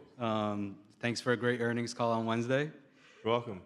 My name is Raphael Aziz. I'm a Coptic Orthodox Christian immigrant from Alexandria, Egypt. I have lived through religious persecution before, and I believe that the liberal and the woke movement is a religious persecution today. It is anti-Christian and quite honestly anti-religion. You have posted on X that unless there is more bravery to stand up for what is fair and right, Christianity will perish. Yeah. My question to you, Elon Musk, is very simple. Will you stand with the Coptic Christian community, our brothers and sisters, the Catholic and Christians, and the Protestant evangelicals against the liberal movement that is trying to destroy Christianity and religion in America? Yeah, I mean, I'm against the woke religion is fundamentally an extinctionist belief system. It's an extinctionist belief system, and I think we want to be expansionists. We want to expand to the stars. We want to grow as a civilization. We don't want to go extinct. And so, yeah, I absolutely support the Coptic Christians and like, I mean, really anyone who's like expansionist, who believes in a future that is better than the past, that, in a future where we grow. I massively support that. So, all right. Hi, Elon. I'm Jeremy, and I'm from Earth. More specifically, Bowmansville. Yep. But my question is... address 1 astronomical unit. Can you give some insight into your decision-making process and worldview? I mean, I have a lot of respect for what you've been able to accomplish so far, and you have a huge vision for what you want to accomplish yet. And in that way, there's a crossover between the areas that you're a subject expert in and politics. So if you have some insight into how you make decisions in your worldview, then that enables us all to trust you across a larger amount of issues. Sure. Well, you know, I'm a big believer in physics, you know, which is like basically if you, like, I mean, I sort of say like, you know, everything else is a recommendation, pretty much, but physics is the law. Like, if you break physics, the rocket will explode, and the car will not work. So you have to adhere to physics in order to make cars that work, and to make rockets that work, in order to make space internet that works. Because if you're wrong, then reality is a very harsh judge. Reality is merciless. If you make a device that doesn't work, that violates physics, it simply doesn't work, and then your rocket blows up and the satellites don't work and the cars break. So you either, if you make technology, you either have a rigorous, you have to, in order to make technology work, you must have extremely rigorous pursuit of the truth, because otherwise reality will bite you on the ass big time. Yeah. So, all right. Hi, Elon. Thank you for taking the time to be with us today. My name is Justin Henson, also Lancaster County native. My generation is inheriting a housing shortage, and we're statistically less likely to take blue-collar jobs. Obviously, declining birth rates have been discussed. There's not going to be as many people to even fill blue-collar jobs. What do you think the solution is to the current housing crisis that we're having in this country in terms of pricing? It seems like my generation is getting priced out of homes, but also balancing the equity that people who currently own their homes have, and obviously not wanting to destroy that as well. What do you see there to be a solution to that problem? Well, I mean, the risk of being repetitive, I think regulation is strangling progress. I mean, there's so many regulations. You know, you can't even like modify your kitchen or, you know, add something to your house without getting a zillion permits. So if we reduce regulation, you reduce the cost of new houses. So yeah, I mean, it's you know, I know there's like many small business owners and builders in this audience and who are listening, and anyone who has tried to build things, whether it's, you know, build a house or do anything, build a business, you realize just how much of a government burden there is. It's massive. And there's a state burden as well as a federal burden, but we can at least do something about the federal burden, and then, you know, that's, you know, at least we don't have to have like 400 and however many agencies there are. This is so crazy. You know, more like I'd like to know if is there. I bet there's not a single member of Congress that can name 200 agencies. I'd be surprised. So, how many agencies do we need? 99? That sounds like a lot. That sounds plenty to cover the bases. How many bases do we need to cover anyway? 99 bases sounds like a lot. So, anyway, I think we could just get the government off people's backs would be a big improvement in quality of life and cost of housing and everything else. So, yes. Elon, what's going on, big dog? Hey, how's it going? It's a pleasure to meet you. My name's Nathan. I'm from Columbia. Anyways, so I was gonna ask, how's it feel to be the richest man in the world, and also can I get a picture with you real quick? Well, we're on TV right now. So I think actually we're both live streaming right now. I think probably to millions of people actually. So yeah. So millions of people, I think millions of people will actually see us. We're now on screen for millions of people. In terms of how does it feel? I mean, it's kind of a strange thing because I guess like I'm still very much like a technologist who, like, you know, I just work a lot, you know. And then my recreational activity is hanging out with friends and family and playing video games, which is, yeah, exactly. I play Diablo or other video games. So, you know, it's like I don't have like any yachts or holiday homes or anything. So I guess if I was to maybe live a more hedonistic life and you know, had like yachts and islands or something like that, then it would make more. I don't know, maybe that would be more. I don't know, but that's not my idea of fun though, because I'm like, you know, I'm sitting. If I go and sit on the beach, then I'm like, this is boring. Now what am I supposed to do now? You know. So I just like building things, and I like being productive and doing useful things and making cool products, and that's it pretty much. I mean, I also do like hanging out with friends and family and stuff, but you know, I'm not like saying how can I sort of build a bigger yacht or anything like that. I don't have a boat or anything like that. So, yeah, of course I still love it. Yeah, oh, you're right. I do have boats. What are you talking for? Yes, there's a boat.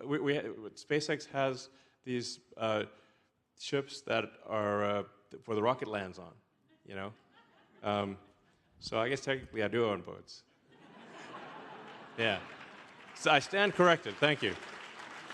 Yeah, maybe I should like go sort of sailing around in one of them or something. You know. Yeah. All right.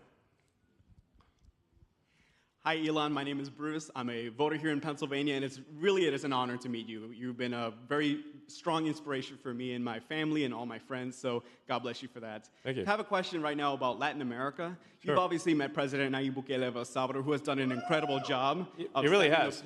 He's a very smart guy. Oh, absolutely, absolutely. Like it's like you know, we had a long conversation about many subjects. Mm-hmm.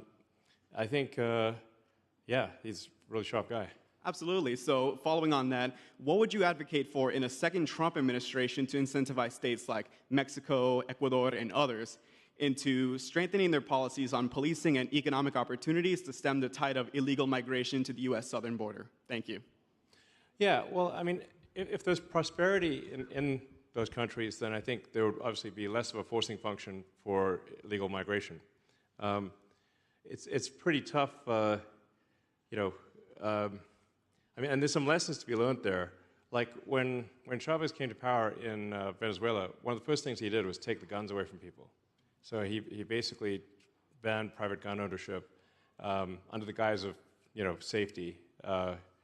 And then Maduro, when he had the election recently, he lost by a landslide and just ignored the election. And then people protested and they got shot. They couldn't defend themselves. That's why you need the Second Amendment. It's a critical thing. So I think it's worth looking at U.S. policies and saying, which of these policies are actually helping other countries? Like we send a lot of money to various countries, but I'm like, does it do any good? I don't know. I think we should just do a thorough review of like, do our actions actually help these countries, and why are we sending them our money again? and do the American people, like, if we're sending people's tax money to other countries, does it actually make sense? Like, is it doing good? Can it be defended to the American public or not? And if it can't, then I think we should probably stop sending money